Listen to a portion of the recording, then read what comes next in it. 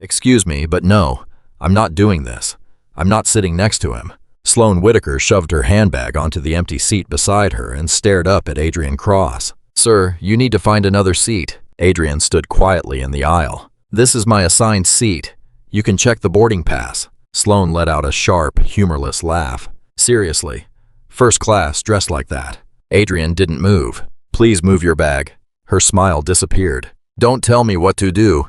I paid a fortune for this seat, and I'm not spending the entire flight trapped beside someone who makes me uncomfortable. The cabin slowly went silent.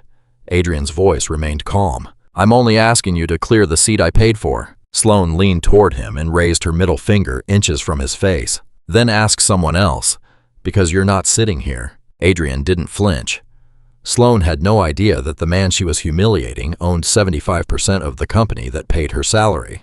Before we go any further, tell us where in the world you're watching from, and make sure you subscribe, because the next story is one you won't want to miss. Adrian Cross stepped through the first-class cabin door, wearing a dark green button-down shirt that had wrinkled during the drive to Los Angeles International Airport. A small black duffel bag hung loosely from his shoulder. He moved down the narrow aisle with quiet purpose, checking each seat number against the boarding pass in his hand. The cabin carried the familiar energy of passengers preparing for departure. People settled into wide leather seats, adjusted pillows, stored bags, and ordered drinks. Adrian's eyes found his row. The window seat was occupied by a woman in an expensive red dress beneath a designer blazer. Her blonde hair had been styled perfectly, and diamond earrings caught the overhead light every time she moved. Sloane Whitaker looked up from her phone as Adrian approached. Her blue eyes traveled over him in a quick, dismissive sweep. She noticed the casual shirt, the worn duffel bag, and the calm patience in his face. Her back stiffened. Adrian stopped beside the row and checked his boarding pass again. Excuse me, he said quietly. I believe I'm in seat 3B. Sloane's mouth opened slightly. She stared at him as though he had spoken in a language she couldn't understand. Around them, other passengers continued talking, unaware that the mood in the row had begun to change. No, Sloane said, loud enough to rise above the cabin noise. Absolutely not. Adrian blinked. I'm sorry? Camille, Sloane called sharply toward the front of the cabin. Camille, I need you right now. Flight attendant. Camille Brooks hurried over with her professional smile in place. She was a petite woman with warm eyes and neatly braided hair pulled back from her face. Yes, Miss Whitaker. How can I help? Sloane pointed directly at Adrian. This man is trying to sit beside me. I refuse. I paid full price for first class, and I will not be made uncomfortable. Camille's smile wavered. She looked from Sloane to Adrian as confusion entered her expression. Sir, may I see your boarding pass? Adrian handed it to her without a word. Camille examined it carefully, checked the seat number, and looked up with an apologetic expression. You're correct, sir. Seat 3B belongs to you. There you are, Adrian said gently. There's no mistake. Sloane's face flushed. There has to be a mistake. Someone like him doesn't belong in first class. Check it again. Passengers in nearby rows began turning their heads. Conversations faded. An uncomfortable silence spread through the cabin. Adrian remained still. His jaw tightened slightly, but his voice stayed even. Someone like me? Don't pretend you don't understand, Sloane snapped. You know exactly what I mean. Look at you. That wrinkled shirt, that cheap bag. You probably used reward points or benefited from some kind of upgrade error. Camille stepped closer and lowered her voice. Miss Whitaker, please. The gentleman has a valid boarding pass for that seat. Perhaps we could find another solution. No, Sloane's voice carried through the entire cabin. I will not sit next to him. Find him somewhere else, or I'm filing a complaint against this entire crew. Adrian's hands remained at his sides. He didn't raise his voice. He didn't show anger. Still, something flickered behind his eyes. He had faced this kind of treatment before. The assumptions, the judgment, the quiet humiliation delivered by people who believed appearance gave them permission to decide another person's worth. Ma'am, Camille said carefully, I understand that you're upset, but there is no reason for concern. Concern? Sloane stood abruptly, the fabric of her red dress brushing the seat. I'm disgusted. I pay thousands of dollars for these flights, and now you let anyone wander into first class. What's next? Are you going to start handing these seats to people from the street? Other passengers stared openly. Several raised their phones. The cabin became so quiet that the hum of the air conditioning seemed unusually loud. Adrian stood in the aisle while Camille held his boarding pass in trembling fingers. His eyes stayed fixed on Sloane with a calm, unwavering focus. Sloane pointed at the empty leather seat beside her. I is not sitting there. The silence stretched tight enough to break. Passengers twisted in their seats and more phones appeared as the tension thickened. Sloane's eyes narrowed. The color in her cheeks deepened and spread down her neck. She looked Adrian up and down with open disgust, as though every detail of his appearance were evidence against him. Look at him, she said. That wrinkled shirt probably came from a bargain store. Those shoes look like they've crossed every rough neighborhood in Los Angeles. And that sad little bag. What do you even have in there? Your entire life? Adrian's expression didn't change. He didn't defend himself. He didn't take the bait. His composure only seemed to make her angrier. You probably saved for months to afford this ticket, she continued. Or maybe somebody gave it to you. Maybe it came from a charity program, because there is no way someone like you earned the right to sit beside someone like me. A businessman across the aisle took out his phone and began recording. The small red light appeared on the screen as he captured every word. Camille tried again, her professional training battling the discomfort in her face. Miss Whitaker, please lower your voice. The other passengers are becoming concerned. The other passengers. Sloane spun toward her. The other passengers don't want to sit next to him either. Look around. Nobody wants to be near people who don't belong here. This is first class, not a bus station. Adrian finally spoke. I'm not going anywhere, ma'am. This is my seat. Those simple words pushed Sloane over the edge. Her face tightened with fury. She stepped closer, invading his space. Her expensive perfume filled the narrow aisle, but it couldn't hide the bitterness in her voice. Your seat? You don't get seats like this. You don't get to sit beside people like me. She looked him over once more. For all I know, you're some criminal who stumbled into money. That's the only way someone like you could afford first class. Passengers gasped. A woman in the row ahead covered her mouth. The businessman continued recording, his face hard with disapproval, not toward Adrian, but toward Sloane's growing cruelty. Adrian kept his hands at his sides. His breathing remained steady, though his jaw tightened with each insult. I'm calling security, Sloane declared as she pulled out her phone. I'm having you removed from this aircraft. Then I'm calling the airline and filing complaints against every crew member who allowed this to happen. She waved the phone near his face. You think you can walk onto a plane and sit wherever you want? You think you're entitled to the same treatment as people who actually paid? You're wrong. Then she did something that froze the entire cabin. Sloane lifted her right hand directly in front of Adrian's face. She extended her middle finger and held it inches from his nose, her expression filled with spiteful satisfaction. This is what I think of you and people like you. The gasp from the passengers was immediate. Someone whispered in shock.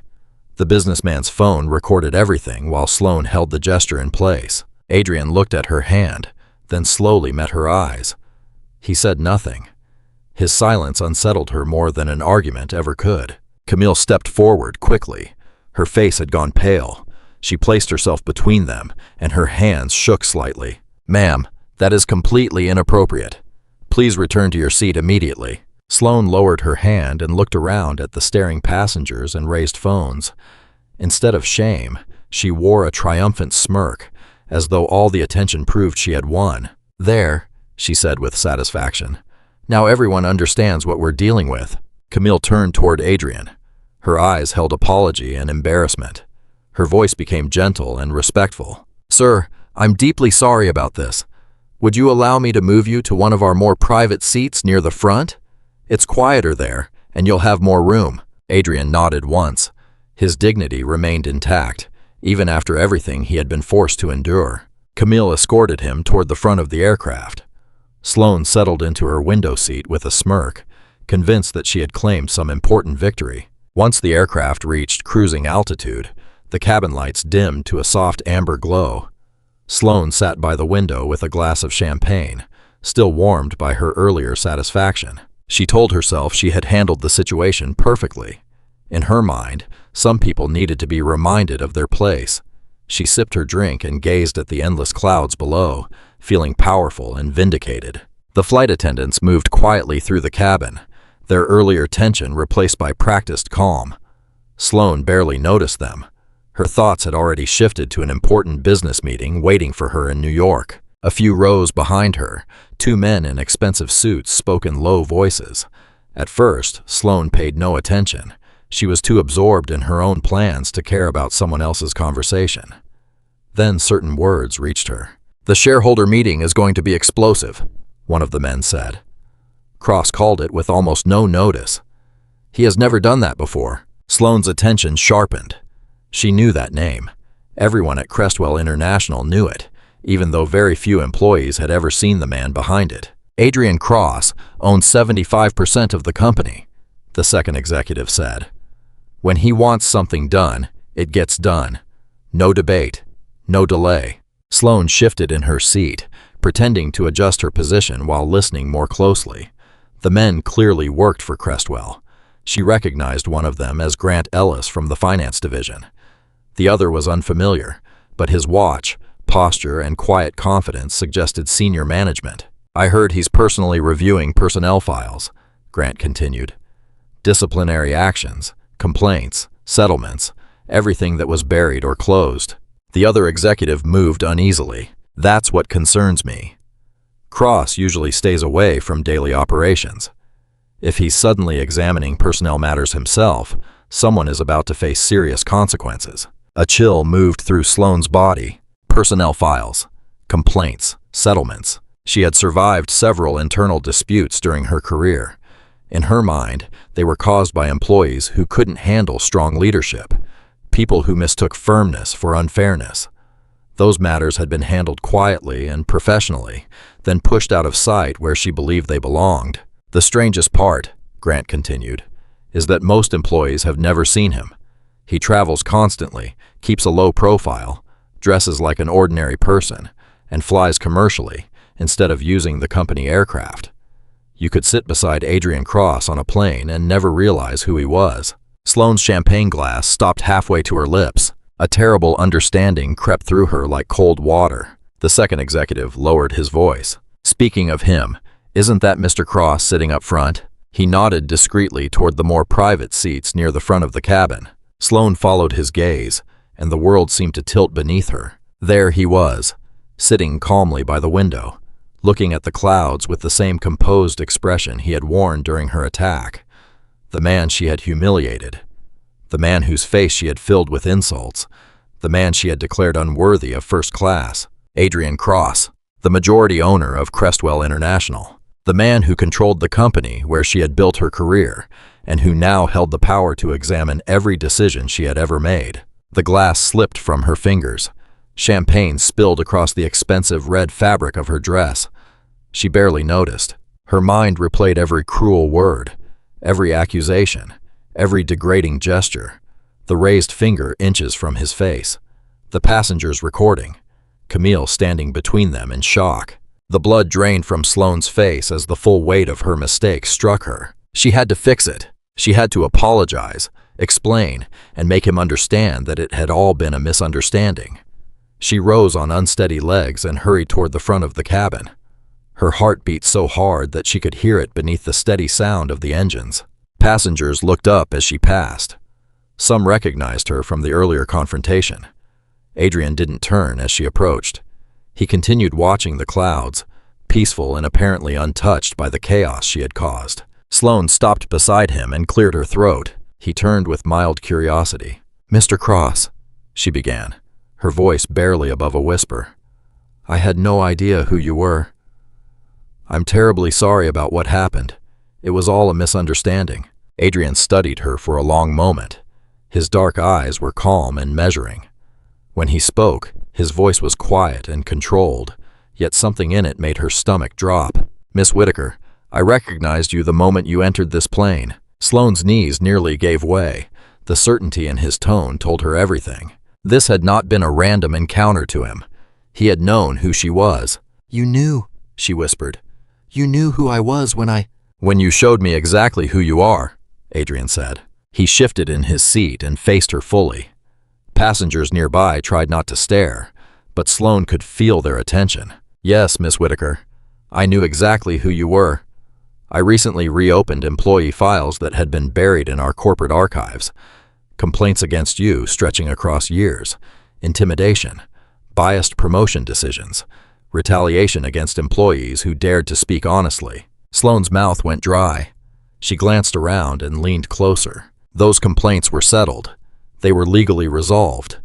There was never any admission of wrongdoing. Adrian's expression remained unchanged. A settlement is not the same as justice. I don't know what you think you're doing, Sloane whispered, panic sharpening her voice.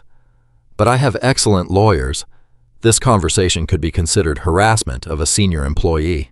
Near the galley, Camille was checking passenger requests when fragments of the conversation reached her. She had tried to give them privacy, but Sloane's tone made her pause. Camille began organizing supplies while listening more carefully. Adrian gave a soft laugh without humor. Are you threatening me, Miss Whitaker?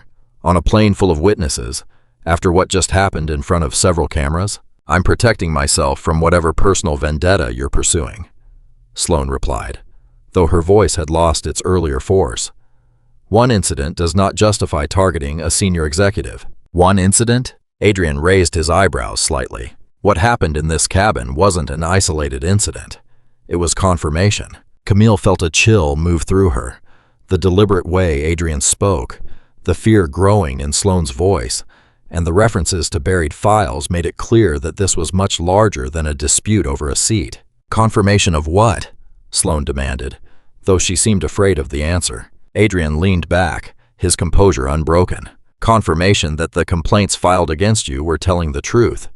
You create hostile environments wherever you go. You believe your position gives you the right to judge people by their appearance, their background, and the power you think they possess. You can't prove that, Sloane said. Those files are sealed. Those cases are closed. Files can be unsealed. Cases can be reopened when new evidence appears. Adrian's voice lowered. But you're not my greatest concern. Sloane blinked. What do you mean? The people who protected you. The executives who buried those complaints. The managers who enabled your behavior year after year. They turned our company into a place where employees stay silent because telling the truth feels more dangerous than enduring mistreatment. Camille thought about every crew member she had heard whisper about difficult passengers, every report that vanished, and every employee who learned to keep their head down instead of speaking openly. I don't understand, Sloane said. Conrad has always supported me. Conrad Hale supports whatever keeps the company profitable and free of scandal, Adrian interrupted. Until now. As the aircraft began descending toward New York, Sloane gripped the back of his seat.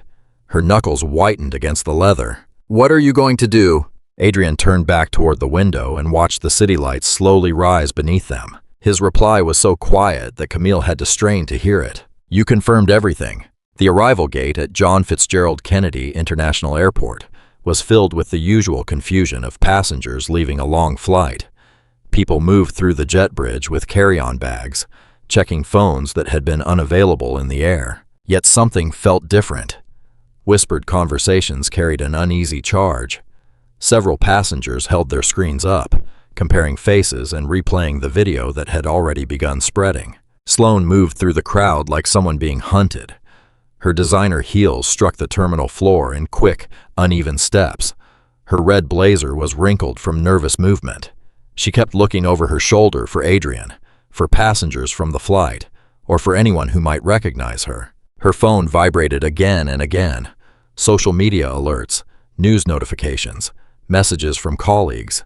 Each one tightened the knot in her stomach. She slipped into an empty gate area and called Conrad Hale with shaking fingers. Conrad, thank God you answered. Sloane. His voice was crisp and controlled, the voice of a man accustomed to containing crises. I've been watching this develop. It's everywhere, isn't it? The video, the headlines, all of it. Several major platforms are carrying it, Conrad said. News organizations have picked it up. Aviation sites are calling it one of the worst first-class confrontations they've seen. Sloane closed her eyes. Conrad, you need to understand something. The man beside me was— I know exactly who he was, Conrad interrupted. That's why you will not say another word to anyone until you reach headquarters. No statements, No apologies, no posts, nothing. People are calling me prejudiced. They're demanding that I be fired. The company's phones must be overwhelmed. The company will survive this. We've survived difficult publicity before. His tone became more commanding. Come directly to headquarters. Use the private garage entrance. We'll decide how to contain the damage once you're here. Back at the gate, Adrian remained seated while passengers continued filing out. His duffel bag rested beside him. He watched Sloane hurry away without expression. Camille approached hesitantly. She had removed her service jacket, but her name tag still read Brooks. "Mr. Cross, you wanted to speak with me?" Adrian looked up. His face was kind but serious. "I need an official incident report, Miss Brooks. Everything you witnessed, everything you heard, and every action you took from your professional perspective." Camille twisted her hands together. "Sir, I'm not sure I should become involved in whatever this is turning into. I have a job to protect. I have a career." "I understand," Adrian said gently. "But sometimes protecting our work begins with protecting the truth. What if Crestwell retaliates against me? What if they say I mishandled the confrontation? What if they claim I should have done more?" Adrian studied her face. "Miss Brooks, you've spent a long career handling difficult passengers, managing conflict, and keeping people safe in the air. You know the difference between right and wrong better than most people ever will. What happened in that cabin wasn't merely a passenger service problem. It revealed something much deeper." Camille looked toward the gate where Sloane had disappeared. She remembered the insults, the raised finger, and the way Sloane had treated another person, as though he were worthless based only on how he looked. "I'll write the report," she said at last. "Everything I saw, everything I heard." Sloane reached baggage claim while clutching her phone. The automatic doors opened onto the traffic outside. Taxis honked, buses moved past, and streams of travelers headed toward the curb. Then she saw the cameras. A cluster of reporters and photographers stood near the taxi area, scanning arriving passengers. "Sloane Whitaker," a woman called. "Can you comment on the viral video from your flight?" Sloane's blood seemed to turn cold. They had already identified her face, her name, and her employer. "Miss Whitaker," another reporter called. "Do you regret your behavior? Will Crestwell International take disciplinary action?" She held her phone closer and tried to disappear into the crowd, but camera flashes began firing around her. A black sedan reached the curb. The rear door opened, and Sloane rushed inside without looking back. As the car pulled away, her phone displayed a message from Conrad. "We protect ourselves first." Sloane stared at the words while the city lights blurred beyond the window. The message felt less like comfort and more like a warning. The executive floor of Crestwell International was tense with nervous energy. Glass conference rooms lined the hall, offering wide views of the city, but no one was interested in the skyline. Conrad Hale stood at the head of the largest conference room. His silver hair was perfectly arranged despite the chaos around him.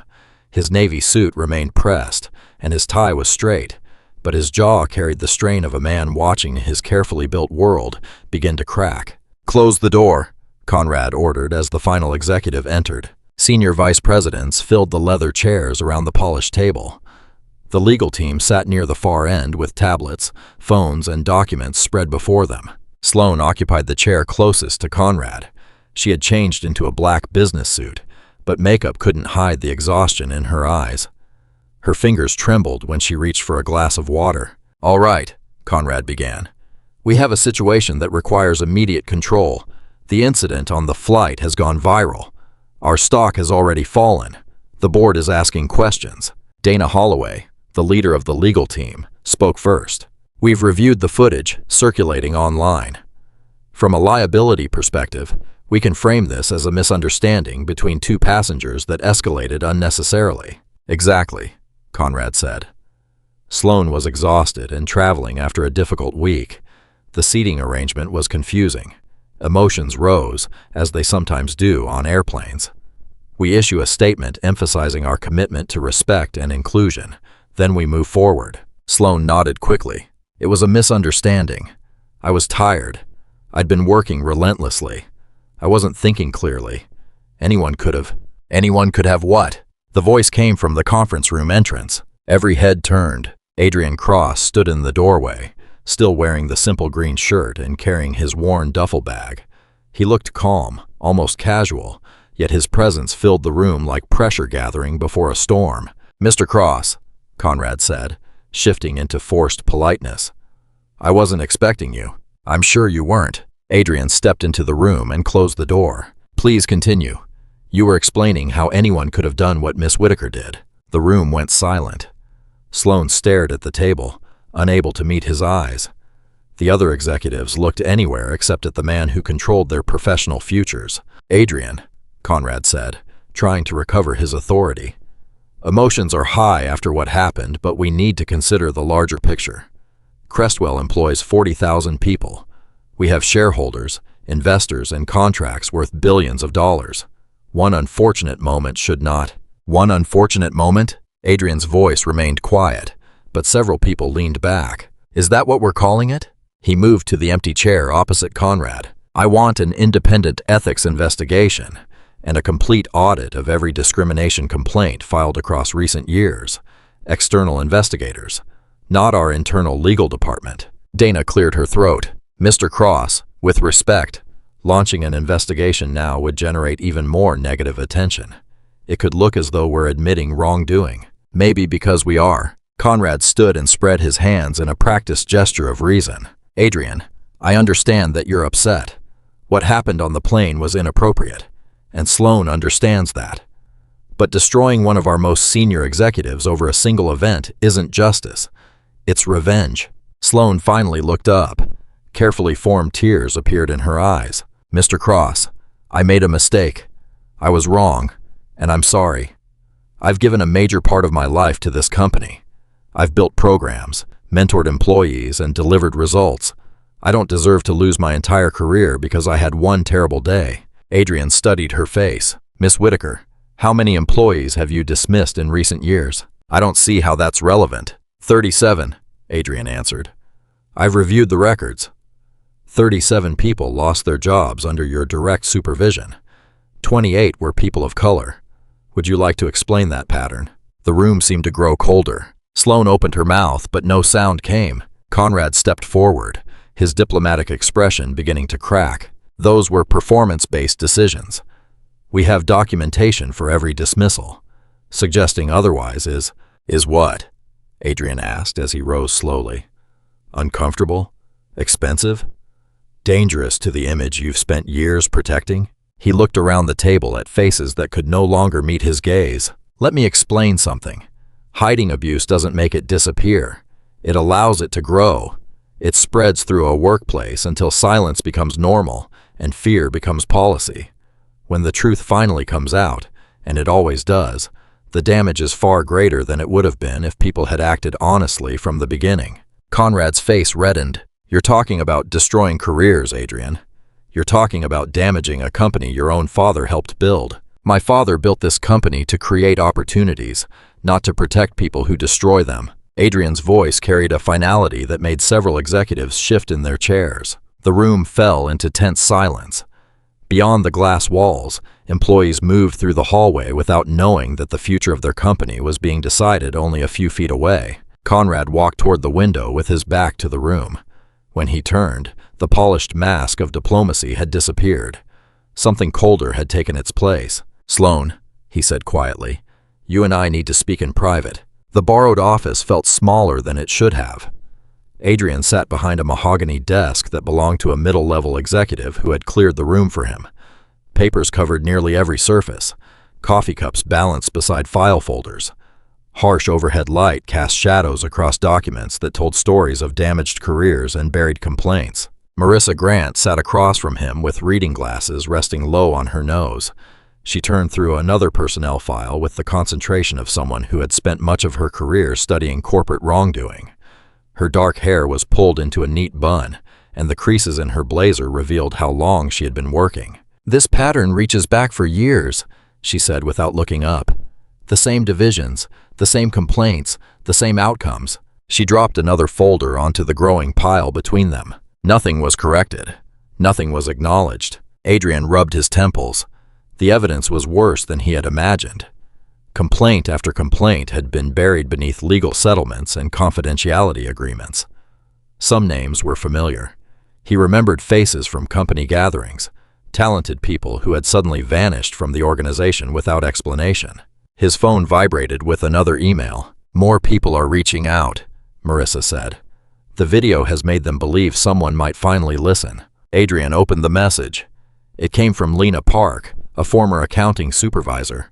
She had seen what happened on the plane and wanted to share her own experience with Sloan, retaliation, and fear. Then the phone rang. Adrian hesitated before answering. "Adrian Cross." "Mr. Cross?" The voice was unsteady. "This is Alicia Morgan. I used to work for Crestwell International. I saw the video from the plane, and I need to speak with you." Marissa looked up immediately and silently repeated the name. "Alicia Morgan." Adrian nodded. He remembered the file. "Miss Morgan, of course. How can I help you?" "She destroyed me." The words came out in a rush, as though Alicia had been holding them inside for far too long. "Sloan Whitaker destroyed my life, and everyone around her watched it happen." Adrian placed the call on speaker. Marissa leaned forward with a pen ready. "I was moving up in business development," Alicia continued. "My reviews were strong.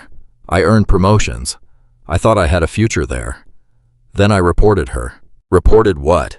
Adrian asked gently. "She was openly blocking promotions for black employees. In meetings, she would say we needed to think about appearances, or that certain clients preferred a particular image. When I documented those comments and sent them to Human Resources, she came after me." Marissa wrote quickly. Adrian felt his chest tighten. "First, my projects were reassigned," Alicia said. "Then my team was restructured. Suddenly, every report I submitted had quality problems. Every meeting I led became proof that I had communication issues. Before long, I was placed on a performance improvement plan." "Did Human Resources investigate your complaint?" Marissa asked. Alicia gave a bitter laugh. "They told me I was being too sensitive and needed to change my perspective. They said Sloan was simply demanding excellence. When I refused to withdraw the complaint, they began building a case against me." Adrian's hands closed into fists. The records in front of him supported every word. "I eventually lost my job," Alicia continued. "They said I had an attitude problem and failed to meet performance standards. They challenged my unemployment claim and refused to provide a useful reference. I had to take part-time retail work just to keep my apartment." "What happened to your health coverage?" Marissa asked. "It disappeared with the job. I couldn't afford the medicine I needed. I had to choose between rent and medical appointments." Alicia's voice broke. "I nearly lost everything because I tried to do the right thing." Adrian stared at the wall. Anger gathered behind his calm expression. The documents showed that senior leadership had known about Alicia's complaint. They had watched Sloan retaliate and had done nothing. "Miss Morgan," Adrian said carefully, "would you be willing to tell your story officially and place it on the record?" Silence stretched across the line. Alicia's breathing was audible as she weighed the danger. "I'm afraid," she admitted. "Sloan has powerful friends. If I speak again, she won't be allowed to hurt anyone else," Adrian said. "I will do everything in my power to protect you." Marissa met his eyes. Her expression reminded him that promises in cases like this carried enormous weight. "I'll consider it," Alicia said. "But Mr. Cross, she isn't the only one. There are others, a lot of others." The call ended. Adrian set down the phone and looked at Marissa. "We need witnesses who are willing to speak." "The documents matter," Marissa said, "but people connect with lived experience. They understand pain when they can hear it in someone's voice and see what it cost them." "How many others do you think are out there?" "Dozens, perhaps more." Marissa removed her glasses and rubbed her eyes. "But we have a serious problem. Conrad Hale has money, lawyers, investigators, and relationships throughout the business world. The moment he realizes what we're doing, he'll begin calling people. He'll offer settlements. He'll apply pressure. He may threaten anyone who refuses to stay quiet. Then we move quickly." "How quickly?" Adrian looked at the files covering the room. "Arrange private interviews as soon as possible. We need secure locations, independent recordings, and copies of every document before anyone can make them disappear." A private hotel meeting room became their safe place.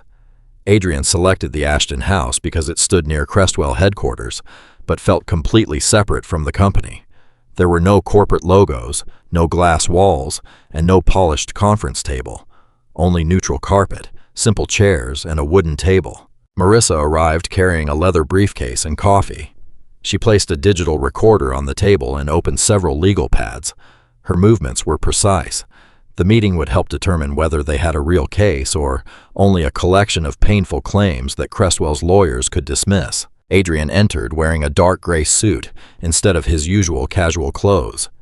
He needed Alicia to see that he was prepared to act, not merely offer sympathy. Alicia Morgan entered cautiously. The old personnel files described a rising manager with leadership ability and outstanding performance reviews.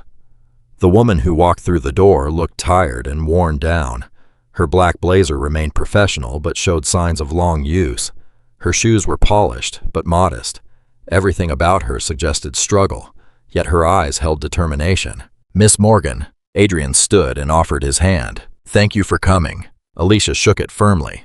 "Mr. Cross, I watched what she did to you on that plane. It made me sick, because I recognized her immediately. I knew that look. I knew that voice. Please sit. I understand this isn't easy." Alicia sat and removed a thick folder from her purse. "I brought copies of everything I saved." She spread email printouts, performance reviews, and meeting notes across the table.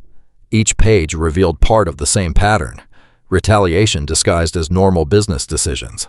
Marissa leaned forward. "These emails show that Sloan blocked your promotion to regional director 3 separate times," Alicia said.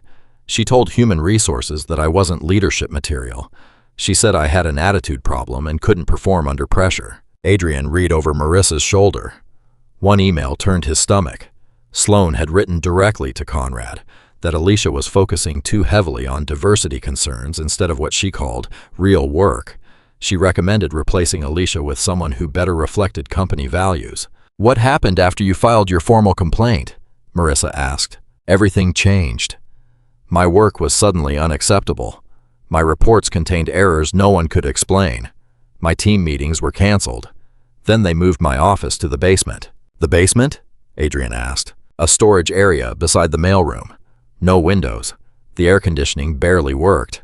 They called it a temporary space adjustment." Alicia gave a quiet, humorless laugh. "I stayed there until they fired me." Marissa continued taking notes. "Did Conrad's office contact you directly?" "His assistant called soon after I filed the complaint. She said Conrad wanted to handle the matter quietly to protect my reputation. She suggested that I withdraw the complaint and accept a transfer to another city." "You refused?" "Of course. It was a demotion disguised as an opportunity. The territory was smaller, the commission structure was lower, and there was no path forward." Alicia placed another document on the table. "After I refused, they started creating a paper trail." Adrian studied the performance reviews. Every earlier evaluation rated Alicia as outstanding or above expectations. The final evaluation, written shortly before her termination, suddenly listed failures, behavior problems, and concerns that had never appeared before. "This is fabricated," Adrian said. "They needed documentation to fire me without severance," Alicia replied. Sloan wrote the final review herself. She described incidents that never happened and claimed I had been disrespectful in meetings I never attended. "Did you consider legal action?" Marissa asked. "With what money? They fought my unemployment claim. I was struggling to pay rent." Alicia's voice tightened. "Conrad's office sent a message through my former supervisor. If I pursued a lawsuit, they would make sure I never worked in the industry again." The room fell silent. Adrian looked at the evidence covering the table and felt something shift inside him. This was no longer about an airplane confrontation or a viral recording. It was about power being used to crush people who had no resources to fight back. "Miss Morgan," Adrian said, "I owe you an apology." "For what?" "I owned most of this company when they destroyed your career. I should have known. I should have paid attention." Alicia studied him for a long moment. "Apologies don't pay medical bills, Mr. Cross. They don't repair a reputation." Adrian nodded. "You're right. So what are you going to do?" The question hung between them. Adrian felt the weight of every document on the table. Every silenced employee. Every career damaged to protect people who already possessed more power than they needed. "I'm going to fight," he said. "Not for revenge. For accountability. For the people who told the truth and paid the price. And for every employee who might otherwise become the next person forced into silence." Alicia leaned back and watched him carefully. You need to mean that. The moment they learn I'm speaking, they'll come after me again. Marissa's phone vibrated. She read the message and frowned. A contact inside Crestwell says someone has started asking questions about former employees. Adrian's expression darkened. They know. Across the city, Sloane sat in her corner office staring at a message from her assistant. Alicia Morgan had been seen entering the Ashton house with an unidentified man in a gray suit. Sloane's hands trembled as she called Conrad. Conrad, she said when he answered. Alicia is talking. The Crestwell boardroom felt different when Adrian returned with the evidence. Sunlight stretched across the polished table, casting long shadows while board members sat in uneasy silence. Adrian presented each document as carefully as a prosecutor laying out a case. Performance reviews that changed without explanation. Emails showing deliberate retaliation. Settlement agreements designed to silence employees instead of correcting misconduct. This is not about one confrontation on an airplane, Adrian said. It's about a culture that protects powerful people and punishes anyone brave enough to speak. Board member Vivian Shaw lifted Alicia's final performance review. These problems appear only after she filed a discrimination complaint. Every earlier review describes exceptional work, Marissa said from the chair beside Adrian. Then she speaks up, and suddenly she's incompetent and insubordinate. Another board member, Mateo Ruiz, shook his head. This is a clear retaliation pattern. Conrad sat at the head of the table. His usual confidence had begun to fracture. These are accusations from former employees who are angry about losing their jobs. We are hearing only one side. Are you calling Miss Morgan dishonest? Adrian asked. I'm saying that people who lose positions sometimes blame management instead of examining their own failures. Marissa slid a settlement agreement across the table. Then explain why Crestwell paid $40,000 to keep Miss Morgan quiet about claims you say were invented. Conrad's jaw tightened. Companies settle weak claims to avoid legal expenses. It doesn't mean... Stop. Vivian's voice cut through the room. Just stop, Conrad. We've heard enough carefully polished corporate language. Silence followed. Adrian sensed the mood shifting. Other board members began nodding. Mateo cleared his throat. I move for a formal ethics hearing and a complete investigation into these allegations. Seconded, Vivian said immediately. More hands rose. For the first time since Adrian opened the files, he felt a small measure of hope. The motion carries, Vivian announced. Miss Whitaker will appear and answer these charges. Every witness will be allowed to speak. Through the glass wall, Adrian could see Sloane at her desk. Her face had gone pale. Her phone continued vibrating, but she sat frozen, staring at the evidence spread across the boardroom table. After the board members left, Marissa gathered the documents while Adrian stood at the window. The city spread beneath them, filled with people working in offices like this one and trusting that their employers would protect them instead of betray them. The hearing could change everything, Adrian said quietly. Don't celebrate yet, Marissa replied. Desperate people rarely surrender with grace. What are you expecting? Conrad and Sloane have watched their power begin to dissolve. They won't enter that hearing and calmly accept responsibility. Adrian understood the warning, but hope remained. Camille had agreed to testify about the flight. Alicia had agreed to tell her story. Board members were finally listening instead of making excuses. Throughout the building, employees gathered in small groups and whispered about the activity on the executive floor. Someone had seen boxes of files carried into the boardroom. Someone else had heard raised voices behind closed doors. For many of them, justice no longer felt impossible. After the building emptied, Conrad remained alone in his corner office. City lights reflected against the windows as he opened a sealed cabinet hidden behind a bookshelf. Sloane appeared in the doorway. Is it time? She asked. Conrad reached for files he had hoped never to use. Close the door. Adrian arrived at headquarters well before the ethics hearing. The building was quiet and strangely ominous. His footsteps echoed through the marble lobby as he crossed toward the elevators. Marissa was waiting in the temporary office. Her laptop was open, and her face was grim. We have a problem. Adrian placed his coffee down and moved beside her. The screen displayed an error message where their organized evidence should have been. What happened? The digital files are gone. All of them. The server logs show that someone deleted everything with administrative credentials. Marissa searched folder after folder. Each one was empty. Emails, audio, internal memoranda, everything we uploaded. Adrian felt cold settle in his stomach. Who has access at that level? Information technology, security, and senior executives. Whose credentials were used? Conrad Hales. The desk phone rang. Marissa answered, listened, then handed it to Adrian. It's Alicia. Adrian took the receiver. Alicia? I can't testify. Her voice sounded shaken. I'm sorry. What happened? Someone left an envelope beneath my apartment door. It contained pictures of my daughter walking to school, her schedule, and the route she takes home. Alicia struggled to continue. The note said accidents can happen when parents make poor choices. Adrian gripped the phone. Did you call the police? What good would that do? These people destroyed my career once. Now they're threatening my child. I can't risk her safety. I'm sorry. I can't do it.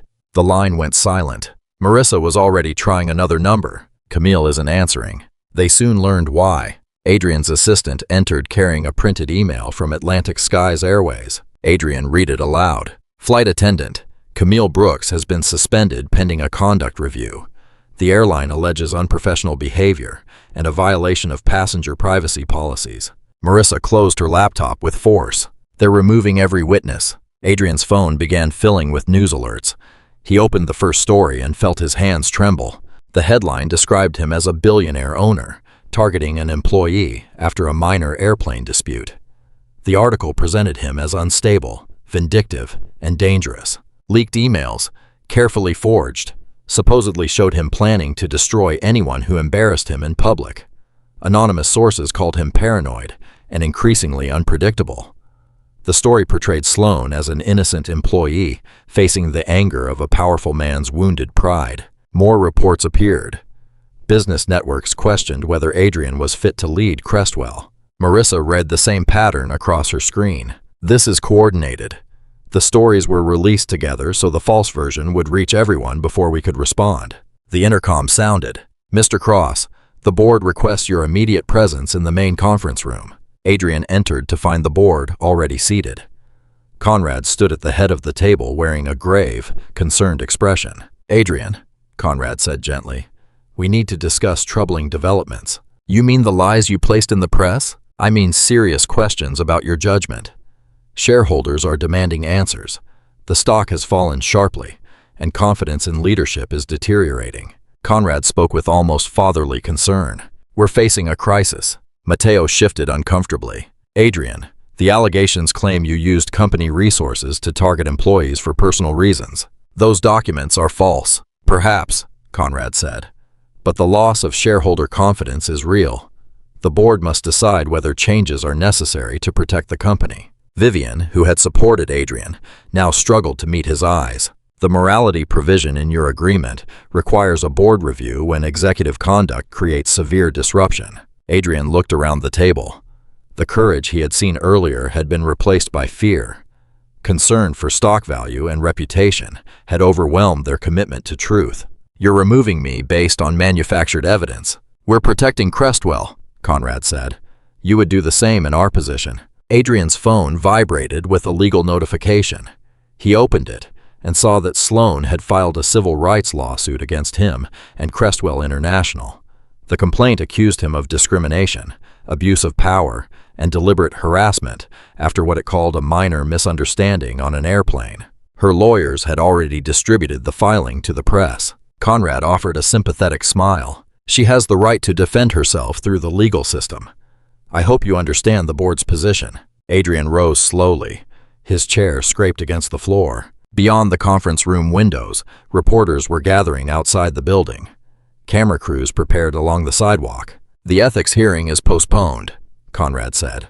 Under these circumstances, continuing would be irresponsible. Adrian walked toward the door while every person at the table watched him. Employees whispered as he passed through the hall. Some looked sympathetic. Others were too afraid even to acknowledge him. He entered the elevator knowing that people throughout the company had briefly believed justice was coming. Now they were watching the majority owner leave as though he were the one on trial. Reporters surrounded him the moment he stepped outside. Cameras flashed. Questions came from every direction about the lawsuit, the leaked emails, and his ability to lead the company. Far above the street, Conrad stood at his office window and watched Adrian disappear into the crowd. His reflection in the glass wore a faint smile. Marissa drove Adrian away from the chaos. He sat in the passenger seat staring at his hands while the city blurred beyond the window. They had everything prepared, he said. Every move. Marissa tightened her grip on the steering wheel. Conrad has been building this defense for a long time. The morality provision, the false emails, Sloane's lawsuit, the pressure on the board. It was coordinated. Alicia won't testify. Camille has been suspended. The digital evidence is gone. Exhaustion entered Adrian's voice. They destroyed everything. Not everything. Marissa turned away from the crowded streets. We still have the truth. Truth doesn't help when people are too afraid to hear it. Adrian closed his eyes. The board had abandoned him almost immediately. They're frightened, he said. Stock prices, shareholder confidence, legal exposure. That's all they can see. Marissa pulled into the parking garage beneath her law office. The concrete walls gave them privacy from the media storm outside. Adrian, look at me. He turned. Determination remained in her eyes. Earlier in my career, I watched a chief executive steal retirement money from thousands of employees. The evidence was overwhelming. The board knew. The lawyers knew. Everyone knew. But he had money, influence, and powerful connections. He walked away wealthy while families lost the future they had worked for. Is that supposed to make me feel better? No. It's supposed to remind you why people keep fighting. Marissa leaned closer. Some battles cannot be won inside boardrooms or through quiet legal meetings. Sometimes the truth has to be taken directly to the people who are never supposed to see it. Adrian's phone rang from an unfamiliar number. Adrian Cross. Mr. Cross, this is Camille Brooks. Her voice was quiet and cautious. I'm calling from a private area at the airport. Adrian sat upright. Camille, I heard about the suspension. I'm sorry. Don't apologize. Listen carefully. There was another passenger on our flight. His name is Julian Mercer. He's a cybersecurity attorney. Marissa leaned closer. Julian preserved the original recordings from the plane. Not only the video, he has full audio, original file information, and complete evidence showing when and how everything was recorded. Adrian's heartbeat quickened. Conrad's people are claiming the footage was altered. Julian expected powerful people to change the story. He created secure copies before the recording spread publicly. Camille paused. But there is more. What else? After the flight, Julian continued recording while he waited near baggage claim. He captured Sloane speaking with Conrad. They believed no one could hear them. Marissa reached for Adrian's arm. They discussed intimidating witnesses, Camille said. Conrad spoke about getting me suspended and threatening Alicia. They were planning the cover-up before anyone left the airport. Adrian's thoughts raced. The forged documents, the pressure on the board, the lawsuit, and every attack on the witnesses had been part of a plan. Didn't you give me Julian's contact information? He's already expecting your call. He wants to help, but he's concerned about Conrad's relationships with the media and law enforcement. Marissa opened her phone and began taking notes. We need a place Conrad can't control, somewhere public, with investors and journalists present. A setting where the evidence cannot be buried behind closed doors. Adrian looked at her as an idea took shape.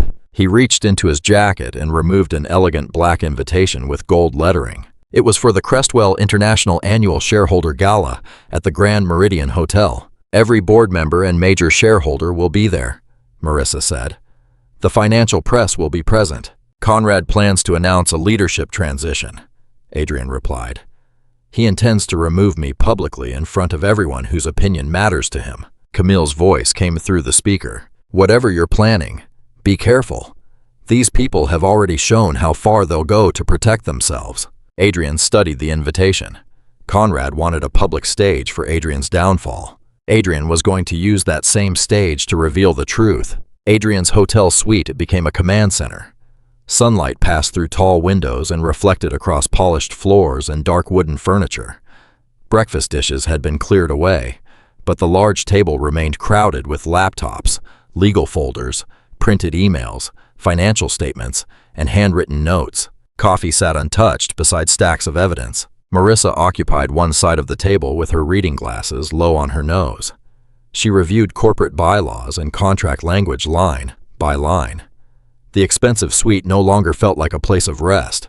It had become the center of a fight for control of Crestwell International. Adrian stood near those windows with his sleeves rolled up, looking down at the streets far below. He had barely rested. Whenever he closed his eyes, he saw Sloane glaring across the airplane aisle and raising her hand in contempt while passengers recorded the humiliation. Yet her cruelty wasn't what disturbed him most. What cut deeper was the speed with which people inside his own company had rushed to protect her. Executives had ignored years of complaints, then attacked witnesses the moment the truth threatened their positions. A knock sounded at the door. Marissa opened it for Julian Mercer, who entered carrying a slim black briefcase. Julian moved with the calm precision of a man trained to notice details. Even the way he placed the case on the table seemed deliberate. Adrian stepped forward and shook his hand. "Thank you for preserving the truth." Julian nodded. "I've watched powerful people rewrite events when ordinary people don't have the resources to fight back. I wasn't going to let that happen here." He unlocked the briefcase and removed a sealed external drive, protected inside a hardened storage case. He placed it carefully on the table. "Everything from the flight is here," Julian explained. "Original video, original audio, file information, passenger recordings, enhanced sound files, and documentation showing how each item was collected and preserved. Conrad's lawyers won't be able to dismiss this as selective editing." Marissa leaned closer. "How strong is it legally?" "Extremely strong. I followed federal cybersecurity evidence procedures from the moment I realized these recordings could matter. Every file was copied to 3 independent encrypted servers. The digital records confirm authenticity down to the second." Adrian exhaled slowly.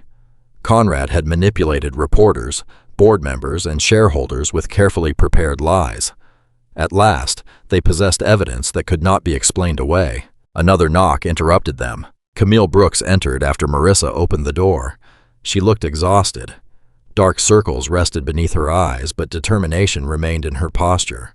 Her airline uniform had been replaced by jeans and a navy sweater. Without the uniform, she looked less like a flight attendant and more like an ordinary woman who had been pulled into a conflict she never asked to join. Adrian offered her a seat. "How are you holding up?" Camille gave a quiet laugh with no humor in it. "I'm angry." She rubbed her hands together. "My supervisor called. They're recommending that I be dismissed for failing to maintain passenger safety standards. I gave that airline the best years of my working life.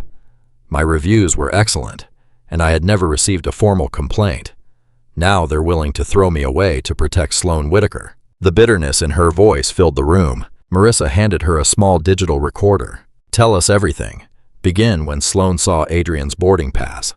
Then describe every conversation you've had with airline management since the flight." Camille pressed the record button. At first, she spoke carefully, describing Sloane's immediate hostility, the insults, the demands that Adrian be moved, and the threats against the crew. She explained how the confrontation escalated until Sloane raised her middle finger directly in Adrian's face while the cabin watched in disbelief. As Camille continued, her voice became steadier. "After the flight, management wanted me to describe it as confusion over seating. They said the public had exaggerated the situation. They asked me to suggest that both passengers had contributed to the conflict. When I refused to change what happened, they suspended me." Adrian felt anger tightening in his chest. The people involved treated careers and livelihoods as casually as paperwork. Before anyone could respond, another knock came from the door. Alicia Morgan entered holding a thick folder against her chest. Her eyes moved around the suite as though she expected Conrad's people to appear at any moment. Even after leaving Crestwell, fear had remained part of her daily life. "I brought every copy I have," Alicia said as she sat. "Performance reviews from before and after my complaint, emails, human resources reports, internal messages Sloane never expected anyone else to see." She pushed the folder toward Marissa. As Marissa examined the documents, her expression hardened. "This establishes a clear pattern of retaliation." Alicia pointed to a highlighted email. "That's where Sloane called me a troublemaker. She told senior managers that I was unstable and difficult. After that, promotions disappeared. Meetings were canceled. People avoided me in the hallway as though speaking to me might damage their own careers." Her voice cracked. "They dismantled my reputation one small piece at a time." Adrian studied her. "You stayed silent for a long period. Why come forward now?" Alicia met his eyes. Because you're the first person with enough power to fight them. And because if I stay quiet, they'll do the same thing to someone else. Silence settled across the suite. Marissa began calling trusted federal contacts in regulatory and law enforcement agencies. Her side of each conversation was calm and exact. Adrian heard phrases such as witness intimidation, obstruction, retaliation, conspiracy, and securities fraud. When the calls were complete, Marissa faced the group. Federal investigators have already been examining Crestwell. They suspected Conrad Hale of financial misconduct.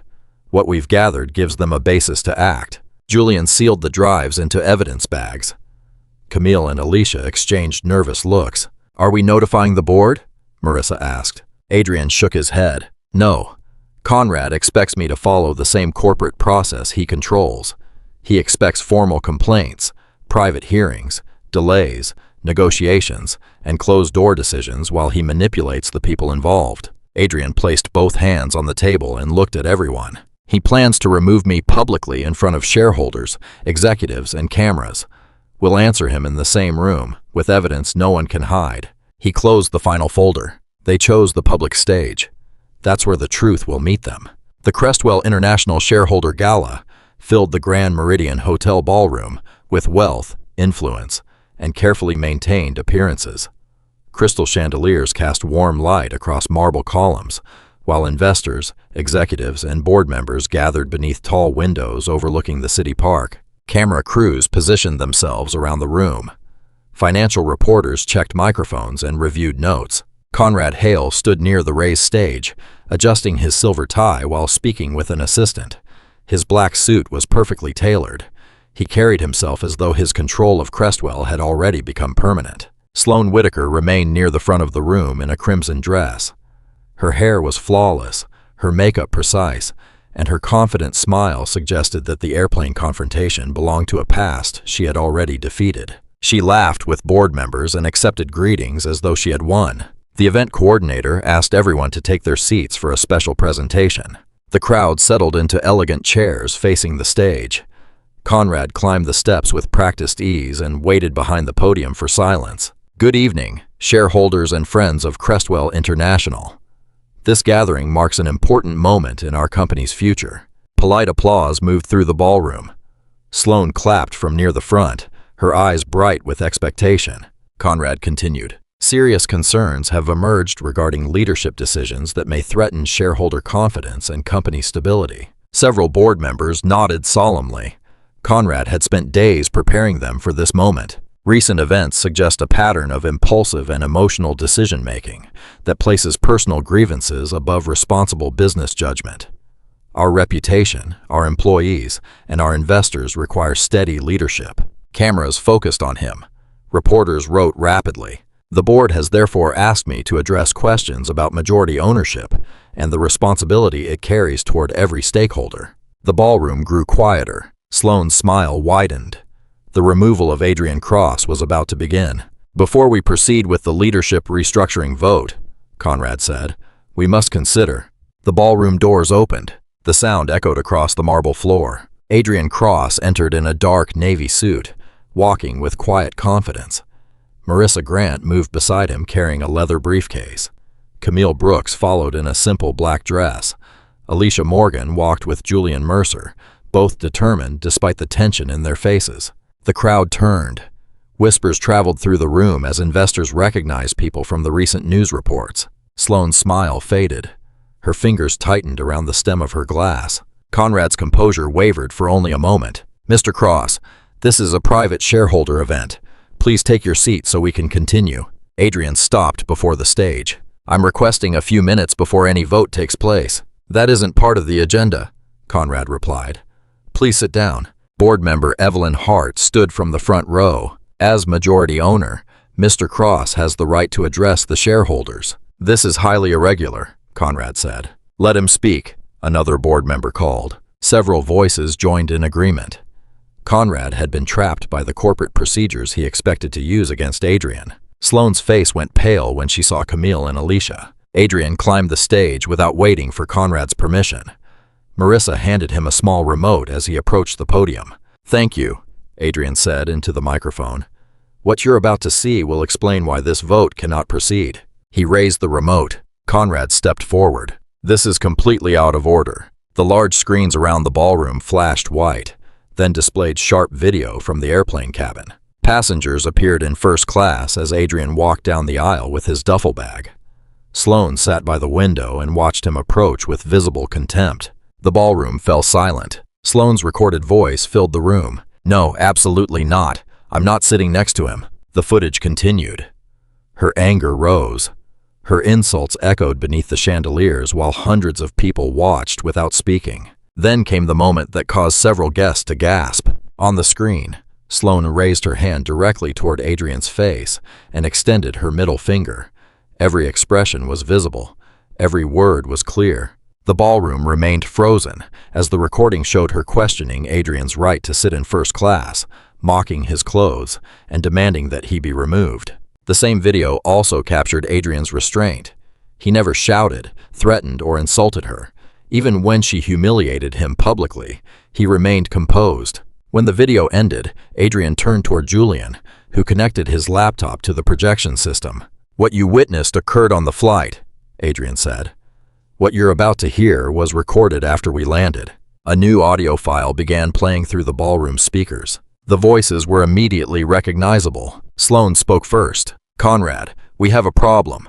The man I forced out of the seat is Adrian Cross." Conrad's response followed. "How bad was it?" "Very bad. There is video." "Then listen carefully. We have to move before it spreads. First, discredit the witnesses. The flight attendant who helped him needs to be suspended. Find a reason. Any reason. What if former employees start speaking? Then we shut them down. Hard. What about Alicia? She's stayed quiet. If she talks, we destroy her reputation completely. Make sure she understands that her family could also face consequences." A shocked murmur swept through the ballroom. Investors rose from their chairs. Board members stared at Conrad in disbelief. Julian changed the display. Financial records, settlement agreements, and internal emails appeared on the screens. These records show 17 discrimination settlements connected to complaints against Miss Whitaker, Adrian said. Each one was buried by Mr. Hale to protect the company's image and his own position.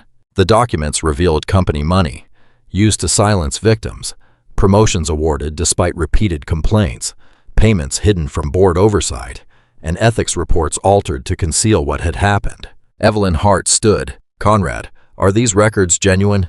"They are being taken out of context," Conrad said. "You don't understand the legal strategy behind $47,000 to silence an employee, after Miss Whitaker described her as too ethnic for client meetings," Adrian read from the screen. $62,000 paid after another employee was denied promotion because Miss Whitaker said clients preferred working with real Americans. Angry voices erupted across the room. Investors demanded answers. Board members moved away from Conrad. Executives who had stood beside him moments earlier now watched with disgust. "This is character assassination," Conrad shouted into the microphone, but the crowd drowned him out. Marissa stepped forward and handed Adrian a sealed envelope. "Federal investigators have received copies of all evidence," Adrian announced. "That includes proof of witness intimidation, financial fraud, retaliation, and conspiracy to obstruct an investigation." As he spoke, 3 federal agents entered through the main ballroom doors. They moved directly toward the stage while the crowd opened a path. Conrad saw them and turned toward a side exit, but another agent was already waiting there. "Conrad Hale," the lead agent said, "you are under arrest on allegations involving conspiracy, witness tampering, and financial fraud." The ballroom watched in stunned silence as handcuffs closed around Conrad's wrists. His tailored suit, powerful title, and carefully controlled image could no longer protect him. Cameras captured every moment as agents escorted him away. With Conrad gone, attention shifted to Sloane. She stood alone near the front tables.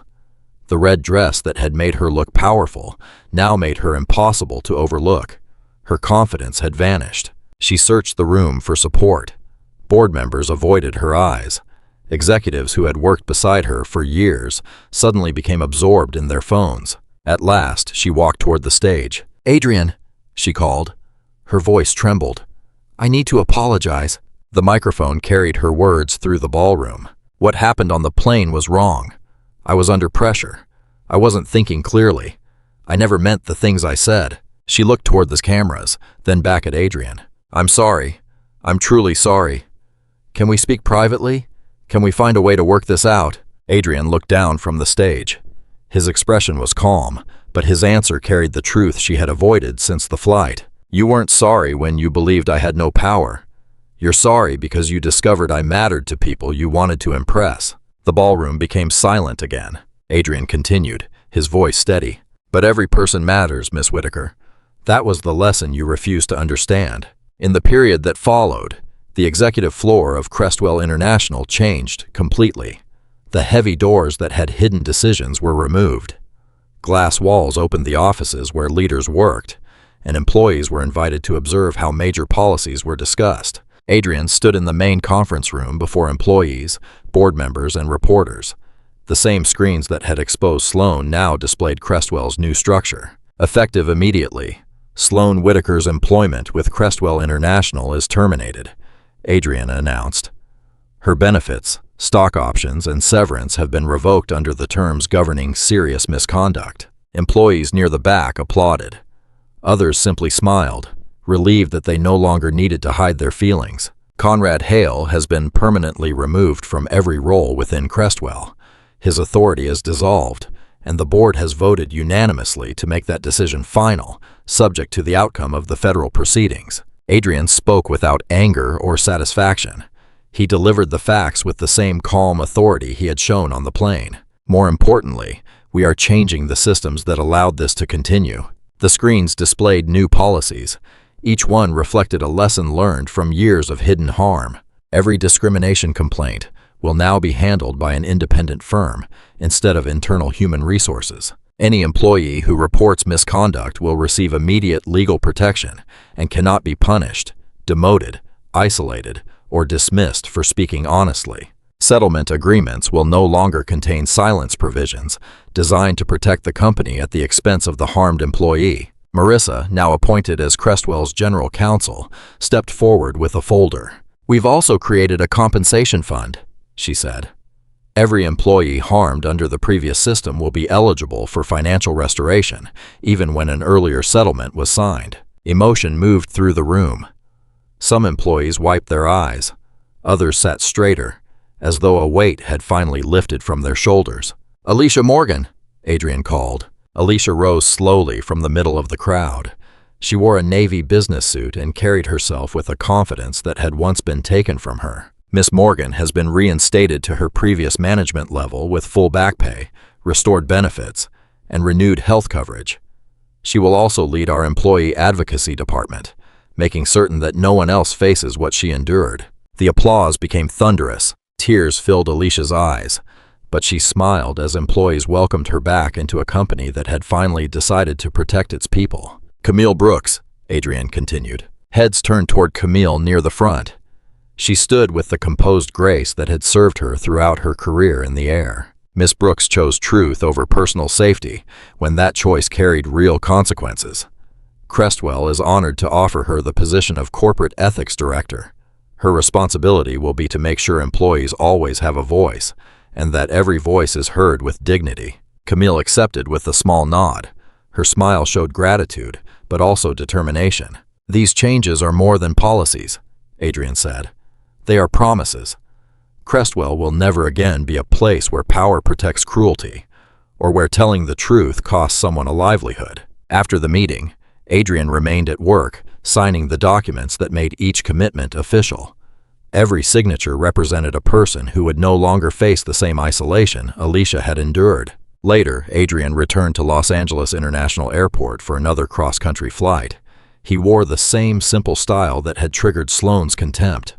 Dark jeans, a comfortable sweater, and the worn duffel bag over his shoulder. As he walked toward his seat, several passengers recognized him from the news. Most were polite enough not to stare. A middle-aged businessman in the aisle seat stood as Adrian approached. Mr. Cross, I recognize you. I have the window seat, but I'd be glad to switch if you'd prefer more space. After everything that happened, I thought. His voice faded awkwardly. The offer was sincere. He wanted to show kindness, perhaps to balance some small part of the cruelty Adrian had experienced. Adrian smiled. "There's no need." He settled into the seat beside the nervous passenger. "This time, we can simply travel as human beings." That was the real truth behind everything that happened. Sloane's greatest mistake wasn't that she insulted a wealthy owner. It was that she believed respect should depend on wealth, clothing, status, or influence. Her apology came only after she discovered that Adrian had power over her career.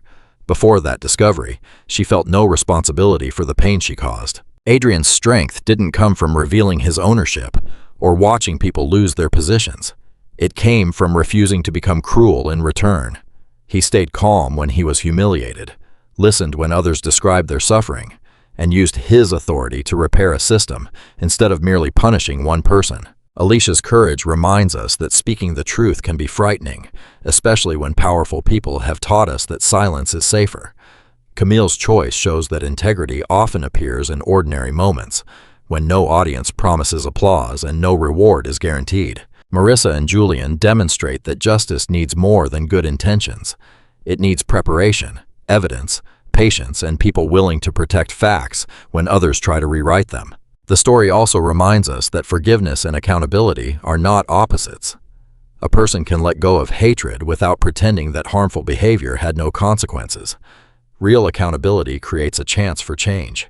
It protects future victims, repairs what can be repaired, and asks everyone involved to take responsibility for the choices they made. Most of us may never control a large company or stand before a ballroom filled with cameras. Still, every day gives us smaller choices. We choose how to speak to a stranger. We choose whether to judge someone by appearance. We choose whether to stay silent when another person is treated unfairly. We choose whether our power, however small, becomes a shield for others or a weapon against them. Kindness isn't weakness. Calmness isn't surrender. And dignity doesn't belong only to people with titles, money, or influence. Every human being carries a story we cannot see.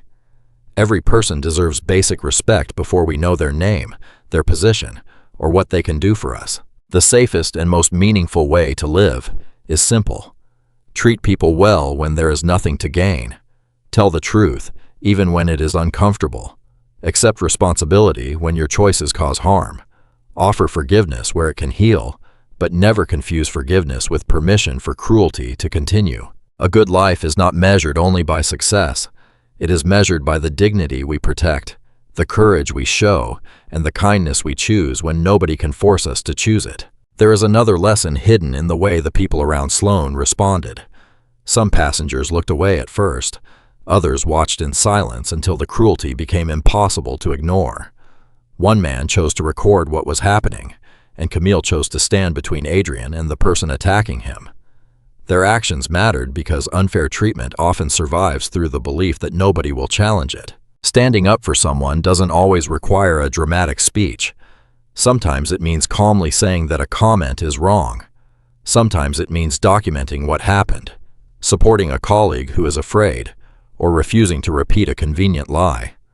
Small acts of courage can protect a person's dignity and can also prevent a harmful situation from being erased later. At the same time, this story asks us to think carefully about the difference between an honest apology and an apology made only to escape consequences. Sloane's first apology focused on Adrian's identity. She was sorry after learning he owned the company, not because she suddenly understood the harm she had caused. A sincere apology begins differently. It names the behavior without excuses. It recognizes the pain inflicted on another person. It accepts that trust may not return immediately, and it shows change through consistent action rather than urgent promises. Responsibility also belongs to the people who build and maintain systems. Conrad didn't create every cruel decision himself, but he protected those decisions because silence seemed profitable. He treated reputation as more important than truth. That choice allowed individual prejudice to become an organizational pattern. A healthy workplace cannot depend on the hope that every powerful person will always behave well. It needs fair rules, independent review, protection for people who report misconduct, and leaders who understand that short-term embarrassment is less damaging than long-term corruption. When an institution punishes honesty, people eventually stop reporting problems. The silence may look peaceful from the outside, but underneath it, trust is disappearing.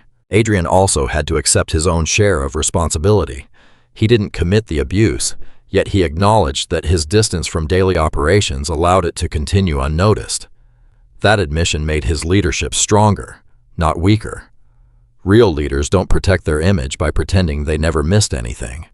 They ask what they failed to see, listen to people who paid the cost, and use what they learned to build something safer. That is an important lesson for families, workplaces, friendships, and communities. We don't have to carry blame for every wrong around us, but we do have a responsibility to respond when the truth reaches us. We can become defensive, protect our comfort, and search for reasons to dismiss the person speaking. Or we can listen with humility and ask what repair is possible. Alicia's restoration was meaningful because it involved more than kind words. Her position, income, benefits, and professional standing had been taken from her. Repair required practical action. This reminds us that compassion is most powerful when it becomes something real. A promise matters more when it is followed by protection. An apology matters more when it is followed by changed behavior. Concern matters more when it is followed by help.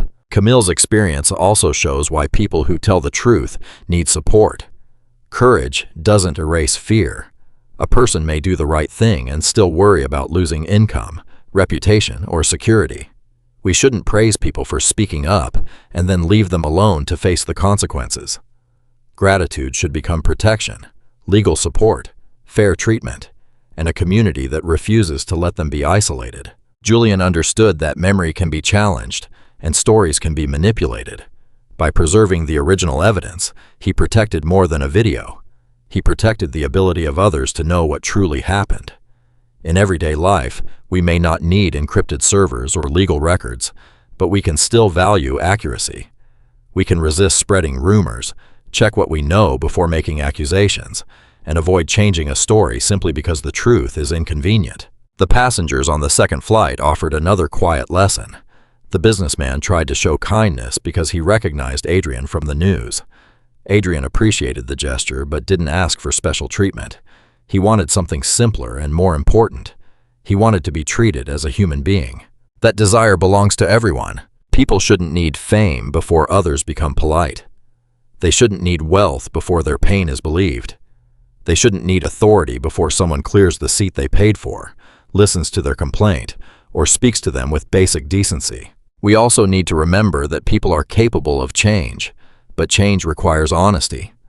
Consequences do not automatically close the door to growth. They can become the moment a person finally sees what their choices have created. Whether Sloane chooses to learn from what happened is left to her. No one can force genuine remorse, but accountability gives her the opportunity to face the truth instead of continuing to hide behind power. Forgiveness, when it comes, is personal. It cannot be demanded by the person who caused the harm. It cannot be used to rush someone past pain or to avoid making things right. Forgiveness may bring peace to the person who is hurt, but accountability protects everyone who could be hurt next. Both can exist with compassion. The deepest lesson is that character is revealed in moments when we think the other person cannot affect our life. Sloane behaved one way when she believed Adrian was powerless, and another way when she learned he controlled her career. That contrast revealed more than any polished speech or professional title could. The way we treat people who can do nothing for us says more about our values than the way we treat people whose approval we need. So when life places someone unfamiliar in front of us, we can pause before making assumptions. We can remember that clothing doesn't reveal character, that a job title doesn't measure worth, and that quietness should never be mistaken for weakness. We can choose curiosity instead of judgment, patience instead of contempt, and respect before we know the whole story. Those choices may appear small, but they shape the kind of person we become. Repeated kindness builds trust. Repeated honesty builds courage. Repeated responsibility builds a life that doesn't need to be defended with excuses. And when we make mistakes, as every person eventually does, we can respond without hiding. We can admit what happened, listen to the impact, repair what we can, and let the experience change the way we live. That is how a painful moment can become a second chance. not by erasing the past, but by allowing the truth to guide what comes next. I hope you enjoyed this story. Please like the video and subscribe so you don't miss the next one. 2 more stories have been selected for you, and I believe you'll enjoy them. Take care and have a wonderful day.